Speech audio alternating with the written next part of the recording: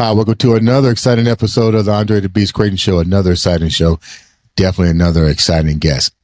Now, I know you know the lady sitting next to me. She's been viral for quite some time. She decided to basically come to Indianapolis and basically say, you know what? I'm going to put the cards on the table. I'm not going to let somebody tell my story. I'm going to put that beast frame of mind together. I'm going to put it out there. This is how it is. I can care less at this point. I'm moving on with my life. The one, the only Miss Jennifer Rosiska. Rosiska, what's up? Not much. I'm having a great weekend with you. You did a very motivational podcast, and you've been helping me co-host to feel comfortable. And I think every episode you've been on with me has been an inspiration for you too. Absolutely. I know there's a reason I was here this weekend. Yeah, definitely the reason why I'm sitting in this seat. So it's been pretty powerful. What without getting too deep, what has been the most motivating part of your story and you coming here to share it with the millions of viewers? Well, it's validating that, so many of us go through tough times, and some really tough times. And I think, when I first initially started with mine, I realized, I got to count my blessings, right? There are still some blessings during those tough times, but recognizing just the resiliency that exists in people and their different approaches to getting through that trauma and coming out onto the other side stronger and better. It's just been so inspirational. I saw you turn up on the last show with the guys. I was, yeah. I was like, okay, here's some tissues. Yeah, you've got some great guests, great programs, and just a lot of inspiration coming Thank you. to the way that the public. And I'm just so I was emotionally moved. I've been inspired, and I'm excited for what's ahead with what you've got going on here. Okay, now let's talk about this beautiful young lady with that smile. She's been smiling for a while.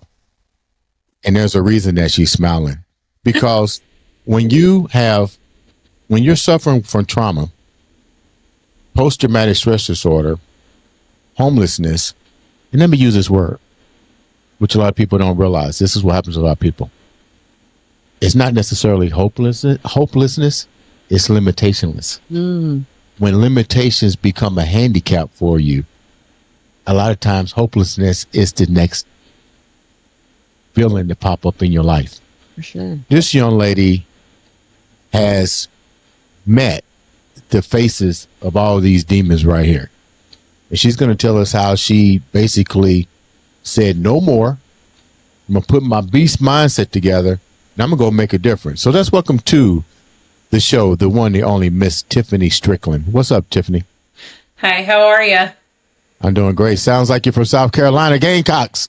I am South Carolina Gamecocks all the way, 100%. I'll try not to hold that against you over here as a Clemson Tigers fan, especially since we've got that matchup coming next Saturday. So Have to be a house divided. Yeah. That's right. Let's get right down to it. Tell the viewers a little bit about you before we get into how you overcome all of these things to be where you at today. Who is Tiffany Strickland? Yeah, so I'm 44 years old. Back in my late 30s, so when I was about 37 years old, I was in a marriage. I'd been there for about almost 5 years. Extreme narcissist, extremely abusive. He raked me through the coals. So by the time he was done with me, I was not homeless once, but twice. And the second time was going to prove to be catastrophic. But he cleaned me out financially. Even though I had 2 young kids, he didn't care, I guess. And I had very low self-esteem at the time. So it was awful. It was a recipe for disaster. But I ended up losing everything. Hold on a minute, Tiff. Let's go back a little bit. This is a 2-part question. We hear this word all the time, narcissist. how did you know he was a narcissist? Like, what signs were he demonstrating? And were you so far low in self-esteem that even though you saw the signs, you try to change this person? Like, just go a little bit deeper than this. Yeah, so I was too deep in it. I couldn't see it. Everybody else could. Like, what were some of the things he kept telling me, and I just kept going. I wanted to be a good wife. I thought I could change him. When you said everybody else seen it, because later your friends always tell you, what was it that they seen that you didn't see? My family, they could see that he was using me. I had a good job when he met me. I was doing okay in life. You know, I had a nice house. I had a nice car. I had a good job. My kids were taken care of. And I had nice things. And he came into my life and I was lonely. I had just come out of a 5-year relationship with a guy I thought I was going to marry. And he ended up cheating on me with a friend. So he hit me. And my grandmother who raised me died about 5 months before that. So those two things happened right before he came into the picture. So I was at an extremely, extremely low point in my life, mentally. Because you mentioned children, and you don't have to be afraid to give me more information. I mean, it's fine. This is a safe zone. Women need to know. People need to know. Like, other people seen it. You had children. I'm trying to understand how you allowed this to make you homeless if you already got everything in place. What was? Yeah. How did he take from you? You had to give in order for him to take. It happened in series. So he would go out and he would go into stores and he would steal stuff, and then he would go to jail, and then I had to pay for a lawyer to get him out, and I had to pay for the bonds. And I would bring him home, and then he would go clean out the bank account, and then I would forgive that. And then it would just, that was a repeating cycle. Like, and it was very, very extremely embarrassing. And it was degrading, but he would just keep going out. And then I opened the bathroom door one night and he was in there doing drugs.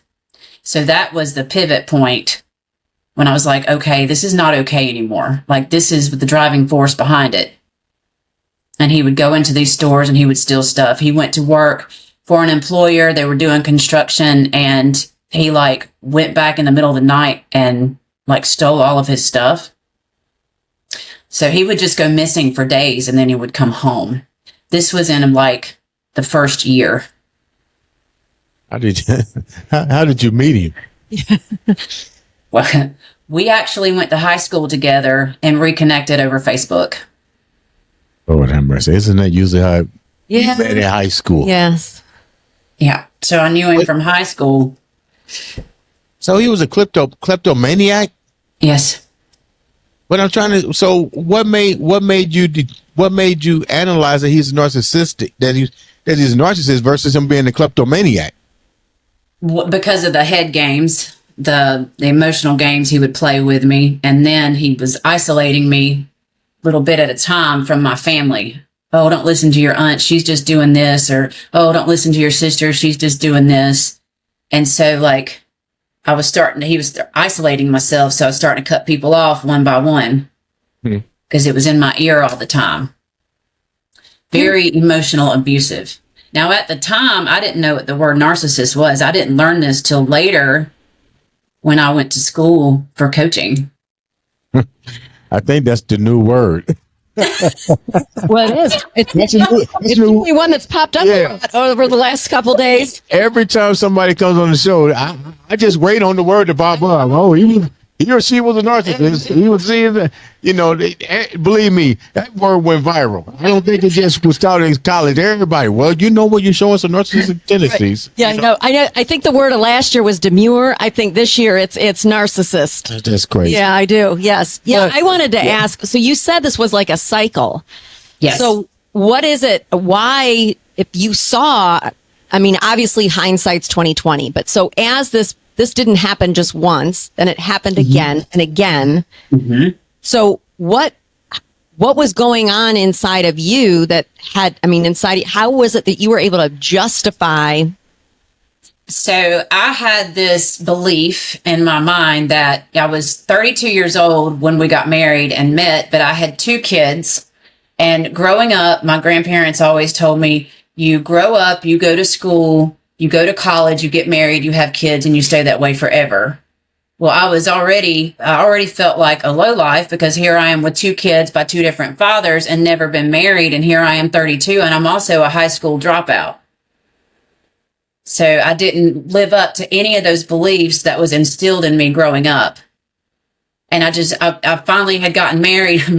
My aunt told me, she said, you waited years to get married and you ended up with a dud. So it sounds like you were so low in your own place. And so yes, it didn't matter what you were almost blind to just his actions and the kinds of things that he was doing, because you just felt like I need somebody in my life. Like, and at least I can find somebody is better than nobody, because being alone and with my history, regardless of what he's doing, I'm better off with him than without him. Mm-hmm. And somewhere deep down, I honestly thought I could change him. Isn't it how it always is? So let's go a little bit deeper. Let's go to the fact that you lost your house.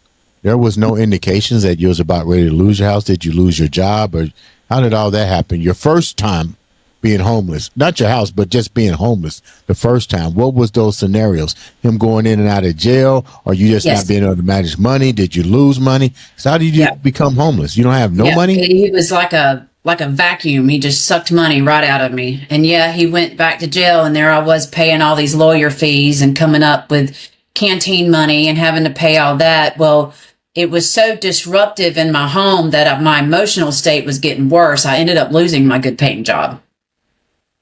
So, and what was your parents saying? What was your parents and your family saying about, you got children? Mm-hmm. They were saying, he's using you. You need to get him out. He's using you. When was the final? Okay, so you took him back again, and and the same guy, you take him back, and you're homeless again. Yes. Where's child services? Where's child services? Child services. Well, child services never got involved. So it was more just an emotional roller coaster and a financial whirlwind. Where did you go? Doing all this stuff all the time. What was it like for you being homeless? You got kids now. Where did you go? What did you do?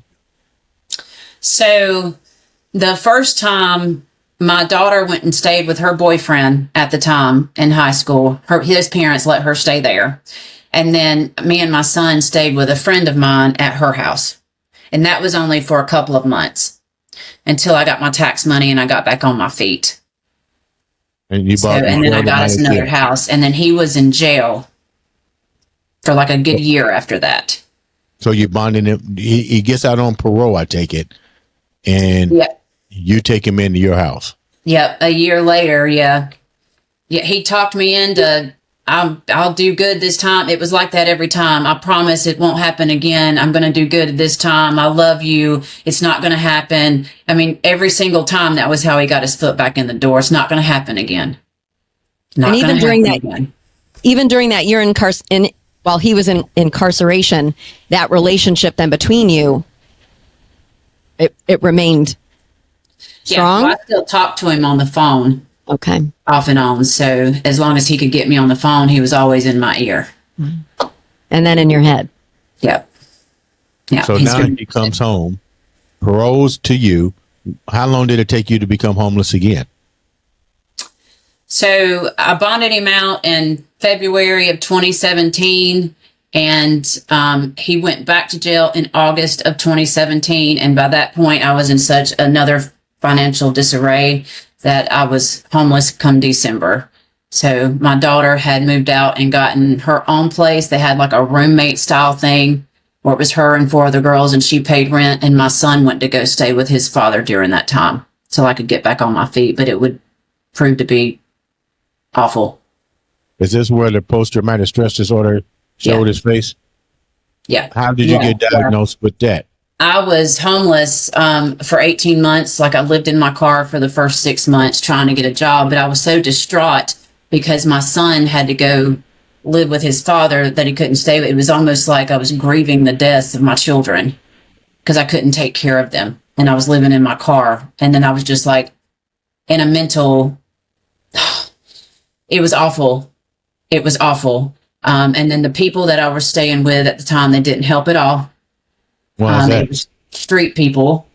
So that was how I ended up. It was another set of like people I knew from high school that I had hooked up with through Facebook. Why didn't your child's father take you in? You'll have to ask him that because I ask. You literally asked to stay with him. He knew you was in that situation and he would not. And you got a kid together, a son, and he would not take you in? Mm-hmm. Knowing that you living in your car? My aunt wouldn't either. I thought that I was going to be staying with my aunts too, and they both told me no. Did they give you reasons? I have burned so many bridges with him in my ear. Oh. Tough love now. Now it's tough love, yeah. And that was what I was told too in the end coming out of it. You needed to learn. How did you stay strong? Because now you getting post stress. What I call it? Post traumatic stress disorder. Yep. Yeah. How are you keeping everything together, knowing that your kids? Well, your one daughter, she's okay, but your son is much younger, right? Mm-hmm. Yeah, they were 17 and 11 when that happened. How do you keep it together? I didn't. I lost it. I actually lost the will to live. I wanted to lay down and die every day for about 6 months. And it was affecting everything. I couldn't get on my feet. It was affecting everything that I did. Why was it so hard for you to find a job? Did you live in a small town? What's it like? Or did everybody know you was dealing with a loser? No, I would put in job applications, but I didn't have an address for one. I was living in my car. And then I never did get any phone call back. So I did end up doing housekeeping for about 6 months at a motel, and I stayed at that motel too. I was living there right there towards the end of coming out of being homeless. What changed everything for you? So, I had some really bad things happen to me on the streets by these people. I didn't, there's a code on the streets. I didn't know the code on the streets. I'd never lived on the streets. But there's a code people live by on the streets, and, I didn't know any of that kind of stuff going into it. And wait a minute, what is the code? I know. I want to know. What is the code on the street? So the guy that I was with, I ran up with another guy. So I was with somebody on the streets too when I was homeless. You had a boyfriend? A homeless boyfriend? Yeah, he was a boyfriend, yeah, and he turned out to be a complete sociopath. Well, he beat me in the hotel room one night, and I called the police and had him put in jail. Well, then they all wanted to kill me. So they were threatening to kill me. So that's the code. That's the code. You don't do stuff like that. So the code is a homeless guy. You're both in the same situation. Yes. How did you get money to get a hotel room? I was working there. I got a job there. Okay. And did you know he was homeless? Oh, yeah. Yeah. We had went into it together. Okay, now we were already together. Okay. This was about 6-8 months into being homeless. So you met him, and then you get on your feet working, you take him with you. Yes. Okay, now it's making sense. So you're in the hotel room. Yeah, okay. I'm like, okay. So now he beats you up. But why is that a code? That's just that's what they were telling me. You don't do stuff like that. That'll get you killed around here. And is that the calling of the police as the code? So calling the police to him was the violation of the code. I called the police because I wanted him gone. I didn't want him around me. I wanted him gone. Like I needed to get rid of him, and he just wouldn't go. So what was how do I keep ending up with these men? What was the aftermath of that then, of breaking the code, of violating that code? So they lured me into a car and drove me up into the back in the woods to an abandoned trailer, and these people, they were going to stab me to death and throw me down a 400-foot well. You're kidding. How did you get out of that? I had a phone with no service and called 911 and called an ambulance and ran up to the top of the street. They told you that's what they were going to do to you? No, I figured it out. I heard them talking about it around the corner. They had me out there in the middle of nowhere, and I kept asking to go back, that I need to go back to the bus stop, and they wouldn't take me anywhere. And so I knew something was wrong. So why did you get in the car? Why do you get in the car with them again? Well, because I thought it was my friend. You know, this sounds crazy. Yes. I'm writing a book on it. Yes. Why would you still hang around? It was like she befriended me to lure me. Okay. Because she knew that because of what you had done, because you had called the cops, gotten them in trouble. So there was then a plan then in place to retaliate against you for your actions. Yes. So you got away from that incident. Mm-hmm. Were there others that followed, other attempts? I disappeared. They asked me which hospital did I want to go to, and I went to the next town over. And from there, I disappeared. I called a woman's shelter in the county, that's Spartanburg County, 45 minutes up from here. And they had like a van that they would take you back and forth to work, and then you paid every week out of your paycheck from there. So I went there. Like I got completely out of Greenville. Okay. I left. I just disappeared. You now It scared me so bad I didn't want to run back into them. I mean, it was awful. That's where PTSD come in. That's what I was gonna. Yeah. Did he bond out of jail or something? How did he get word to people if he didn't have no money or resources? That I will never know the answer to.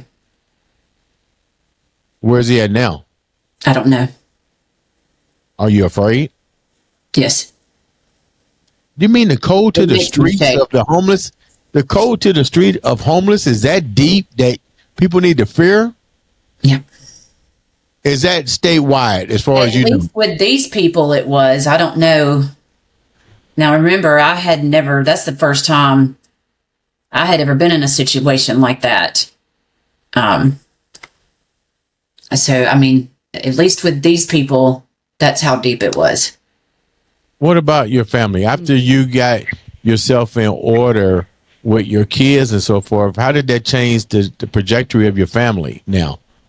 So when I was living in the women's halfway house, going back and forth to work, I finally reached out to my daughter, and she reached back. So we sat down. We went to a Waffle House one morning and sat down, and we were like, well, we've got to fix this. We've got to mend this, and we've got to move forward.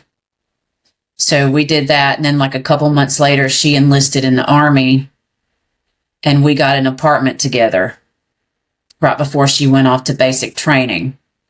And just from there, I just started working on myself. I couldn't get any lower. I had already been at the lowest point possible. So I had nowhere to go but up. And I got deep into spirituality. I got deep into the Bible. Cause I was hallucinating. I was scared to go out to Walmart. I was scared they were behind me in the car. I would freak out and just start shaking. I was scared to walk the dog out in the parking lot. I was scared they was out there, and I would just shake. I mean, it was crippling almost. And I just couldn't believe it, you know? What was the mental state of your children as you going through this? Well, I sat down. Well, I told my daughter what had happened. So, but my daughter is a very resilient person. She hated to see me going through it, but they weren't there. So my children, they wasn't on the streets with me. My daughter was living in her own place because she was 17. And then my son was living with his father. I still can't get over the fact that, I mean, I know exes don't always get along, but you would think that if you came to me and you don't have a place to live, I can drop the anger and say, okay, come and sleep on the couch or something, but to just turn their back on you all the way, that's sad. now that you're on your feet, do you and him have a relationship? Has he ever stepped back and said, you know what, I should have been there for you, even no matter what we might have gone through? You're the mother of my child. I should have been a little bit more compassionate. No, he's never said that, but he did tell me that he's proud of how I turned out, that I have good character. I would hate to ask what he said before that. But you're smiling, so I mean, that must be pretty good. Were you ever worried about child services and coming in, intervening with your decisions? No, it was just chaotic. It was just a lot of emotional bullshit going on with, the stuff that he was doing. It was just causing chaos in the house with me, because he would leave and he would disappear, and then he would call from jail, and then he would be gone for 3 days, and I have to go bail him out, and it was just erratic. What steps did you take to change the whole trajectory? How long did that take? And more importantly, you must have really dig deep, because your coach, Tiffany Strickland, CHC, that just didn't come overnight. So how long did this process take? For me to transform my life? Yeah. Yeah. Yeah. It took a lot of deep inner work, but it took me about 12 months to completely change my mindset. I went to school for health coaching. An ad kept coming across my phone. I was like, well, let's check that out. So I was working third shift at Waffle House as a waitress. And I thought, well, I can swing it. It was like $300 a month or something for like 12 or 13 months. So I went, and then I started learning all these things like high vibrational eating, your mental state, limiting beliefs, how your brain works, how your body works, energy. I had never heard these words before. And I thought, wow, that's interesting. So I started trying some different things that I was learning in school for that. And then I started picking up books, like on subconscious reprogramming, neural rewiring. Then I started looking into meditation. Like I started going down a really deep rabbit hole. And then I figured out, I was like, well, this neural rewiring sounds really cool. It's like I can rewire my brain for positivity and abundance. Well, let's try that. I don't have nothing to lose from it. And sure enough, every negative thought that I had, I started replacing it with its positive opposite. And within about 6 months, I noticed that I was sitting on the couch one day and I was like, wow, I have not had one negative thought. Not one. My mind was at complete peace with itself. And so I just kept it up, and my life was transforming. Like all these opportunities was coming to me. All these great people were coming into my life, and it hasn't stopped, actually. So I had to get rid of the subconscious programming. And one of the best things that I did to change my self-concept, to my self-esteem, is that I got up every morning for 6 months and I said, I love myself. And I said it all day, every day, until my subconscious accepted that. It's life-changing. It is. The mind is so powerful. I mean, so very powerful. And, it's amazing how you were, like you're talking about, like that rewiring, and then the magnetism that stems from that by doing that and rewiring it in a positive way, and then just how everything is just drawn to you. Good things are just drawn to you. What about your family gave you that tough love? Oh, they can't believe it. Like we just had Thanksgiving dinner today, and they're like, gosh, who would have thought, that you would run your own coaching business and be pulling other people up out of the dark. And it's just, you're not even the same person. I'm not the same person. What is it like to hear? What is it like to hear that from them? It's heartwarming for sure. Because I didn't have to be in the situation I was put in if somebody would have helped me. How does that make you feel with those I last was mad words? for a very long time. Yeah. How does that make you feel knowing that there was people capable of helping you, but on the other hand, you were still making the same unconscious mistakes. Yes. So I can get both sides of the table. Are you mad at them because they gave you tough love? Not anymore. I held a lot of heartache, animosity, and I was very mad for a couple of years. And finally I was like, I've got to let this go. Like, it happened. It's over. You know, we're not there anymore. Let's move forward. And I let it go. I sat down and I wrote everybody a letter on, I'm pissed off that you did this to me, this to me, and this to me, but I learned this lesson, this lesson, this lesson, and this lesson. And I do love you. I thank you. And I forgive you. And I mailed it to every one of them. I mailed it to about 12 people. And that was a huge release. Who was when you sent it to 12 people, who was the most impactful that you thought would be there no matter what? I know it would probably be all 12, but there's your sister. Why you say that? Yeah, my half sister. I would have thought that she would have stepped up and helped me when all that stuff was going on, but she was so embedded in her own stuff. She just was on. I thought it felt like she didn't even care. Like she knew what was happening. Was that act then part of that rewiring process that you had to go through? Writing those letters, was that part Yes, it was. Yeah. To dismiss those feelings of abandonment when you needed it most. So that was part of that rewiring process. Yeah, you can't carry all the energy in from the trauma. You can't have an identity shift if you're trying to carry traumatic energy in with you, because you won't be able to move because you keep thinking about it. You have to let it go. Like, forgiveness is actually a selfish thing. It's for you to be able to move on. Explain that a little bit. What that forgiveness is selfish. Yes. Selfish. Yes. Yeah. So it's for you. A lot of people are like, oh, I'm not going to forgive them for what they did to me. And then they just hang on to it for years and years and years. But if you think about it, you're still giving your power away to that person. Mm-hmm. They're still holding you hostage because you think about it and you're still upset about it. They're still taking your energy. But if you forgive them and let it go, and the best way to do that is to write the letter. It really is, because as soon as you drop it in the mailbox, you're just like a sigh of relief. Or you can burn it. You don't have to mail it if you don't want to. At least you have an option. You do. That's emotional release. Yes. I think that's also good to know, because what about something that you're carrying for that person who's no longer around to receive that letter?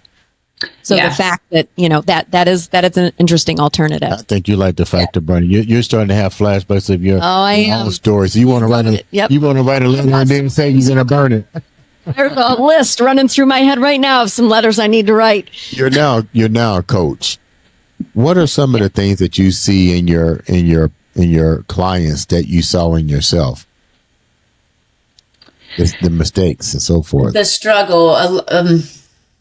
So I work with purpose-driven adults that are trying to achieve big goals, and they have subconscious blocks, or it's a block from something traumatic that happened. People, you don't realize sometimes how deep the beliefs go. When you look at your identity, you develop your identity in the first 7 years of your life. So you're given an identity before you're even old enough to choose one. That's why we turn out like our parents, because we soak everything in that they do. Go deeper with that. Talk to it like talking to Andre as a dummy, like that book, Andre for Dummies. Yeah, like I put myself on it because I don't want to call nobody a dummy, but talk to me like Andre for Dummy. What do you mean when you say that? The identity at 7. The identity what? The identity that we start to shape it at 7, and we adapt that identity moving forward. Explain that. So when we're little, so from the time that you're born till you're about 7 or 8 years old, our brains are in a constant theta state. That's like a meditative state. and we soak in everything that's going around us, that we're learning how to survive, right?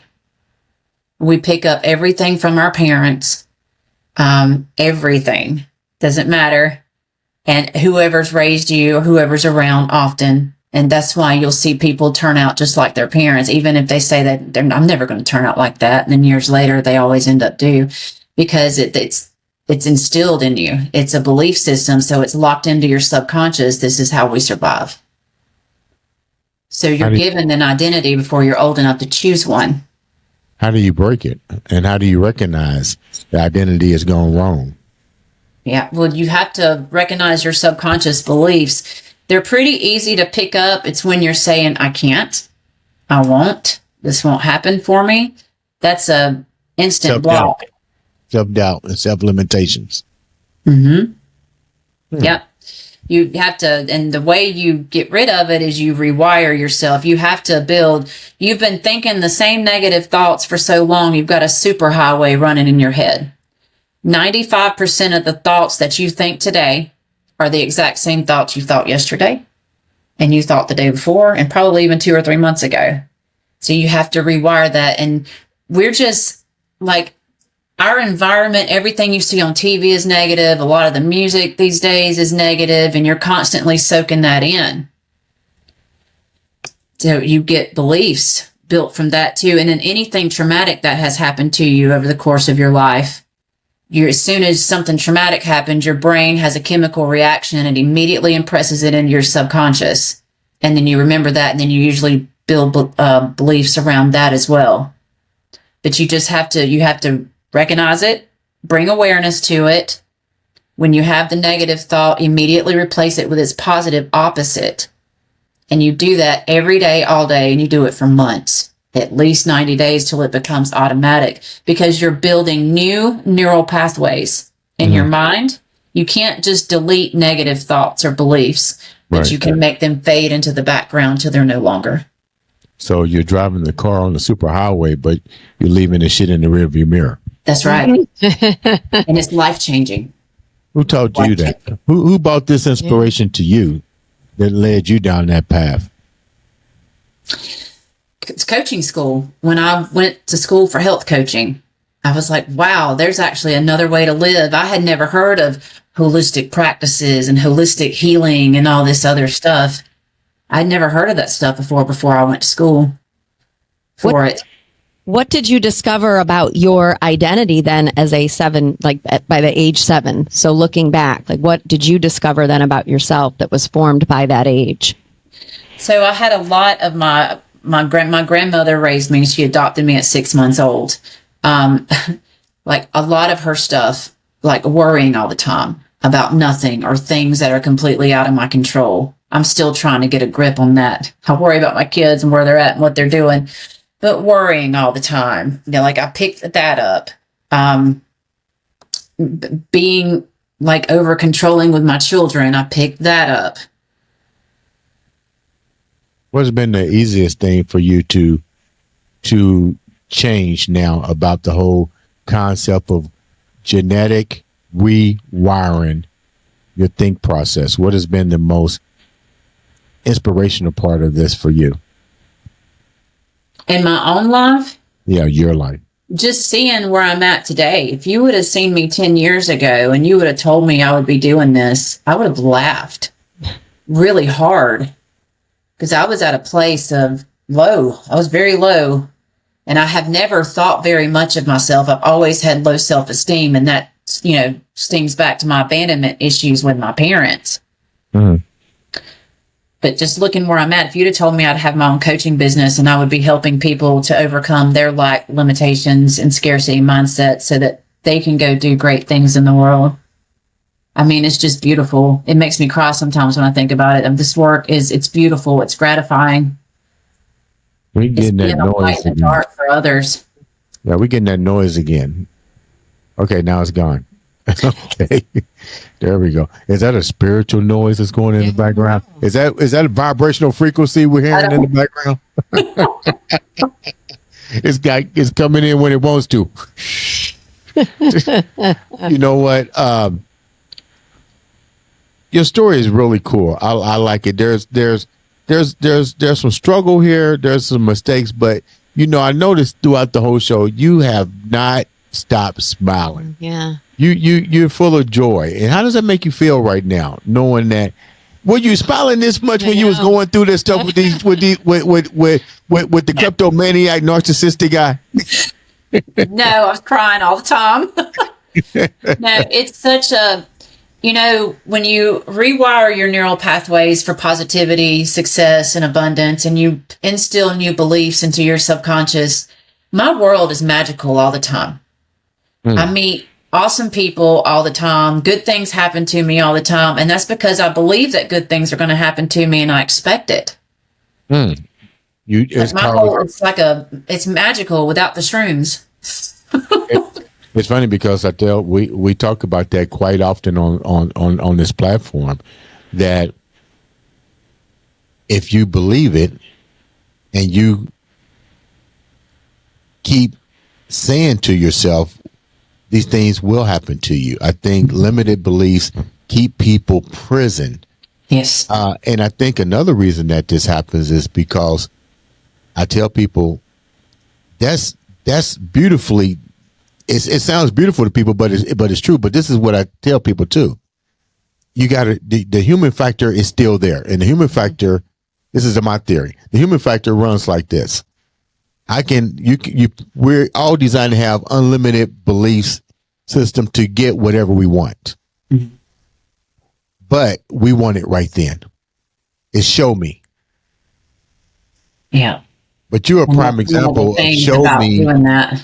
Yeah, you're the prime example of show me in living color. You know what I mean? You went from the bottom to the top, changed, and was put in those directions to be where you're at today. Now, before I wrap up, my question here is, I also believe, this is just what I believe. I think probably the biggest obstacle here to get to where you're at was the word that people hate to hear. Forgiveness. Even though that shit happened, you have to forgive and let that shit go to the wayside. What's your take on that, Tiffany? Coach Tiffany. Let me give you your dues. Coach Tiffany. Yeah. Yeah, you earned that. I'm sorry. I should have respect that title that's in front. Coach Tiffany. Okay, what's your take on that, Coach? Do it. It's a selfish thing to do, to forgive somebody. But if you're ready to let go and you're ready to not worry about it anymore, do it. Just write a letter. Let it go. You did this, you did that to me, but I learned this, I learned that, I learned this from you and from the experience. And then just, fold it up, mail it, or just burn it. Or walk across the street. It's an emotional release. Wait a minute, or walk across the street to the mailbox. I know where you're going with that. Yeah, isn't it funny? She's been on here talking about her journey, and it's funny. So now this guy that you was having the difficult time with, that put you in this, we put ourselves in that situation. Now all you gotta do is just go take Coach Tiffany's advice and just say, instead of being mad about it, here's a letter. Oh, I sent it. Oh, I burnt it too. Yes, yeah. He's referencing my 23-year marriage that is ended, but my ex-husband is with my next door neighbor. So he's referencing writing the letter and just having to walk next door. Hey, I'm just going by Coach Tiffany's advice. She said, put the letter in the box or you can burn it. At least Yeah, you can burn it. So Tiffany, how has your life been now? You're a coach. You've been blessed with abundance. You keep getting abundance. You're living proof that genetic rewiring, teaching ourselves how to rewire the highway of our mind, can easily. I'm not going to say it's an easy trip because it wasn't easy. You had the obstacles you had to go over. But I think what made you successful at becoming Coach Tiffany Strickland, is consistency. And I tell people, in order to do anything, my biggest thing is you have to be consistent. When people ask me, why do I keep doing what I do? I say, I don't do what I do. I keep being consistent at it. Consistency. Consistency and repetition. Thank you. Consistency and repetition. Yeah. You look so beautiful. Your smile is so energetic. I can feel the energy. Yeah, it's infectious. And all the things. Did you ever carry the bad part along with you for a long period of time? How easy was that for you to just let it go and say, you know what, I deserve a lot more than this? It wasn't easy for me to just let it go, but I figured if I'm going to do this, I'm going to do all this self-growth stuff. That couldn't go with me where I wanted to go. I couldn't keep hanging on to it because it couldn't go with me.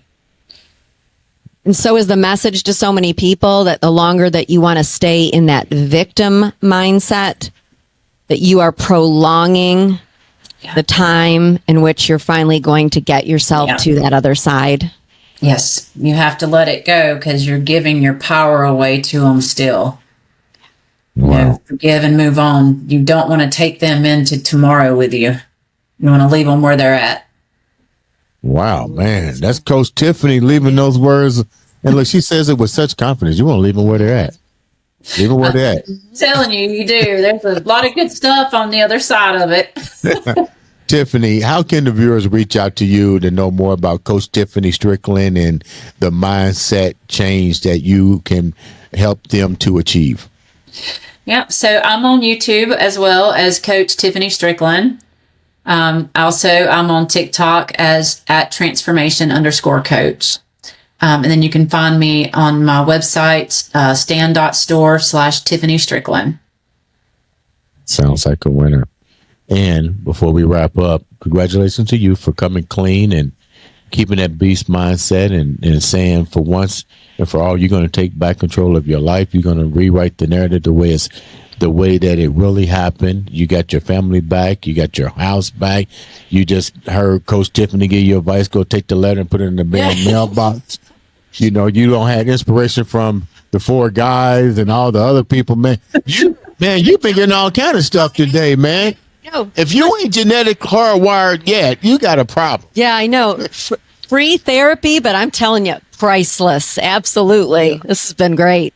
Tiffany, I appreciate you taking time to come on the show. We definitely will have you come back, share some more great things that are happening to you, and I'm pretty sure are happening to people that come in contact with you.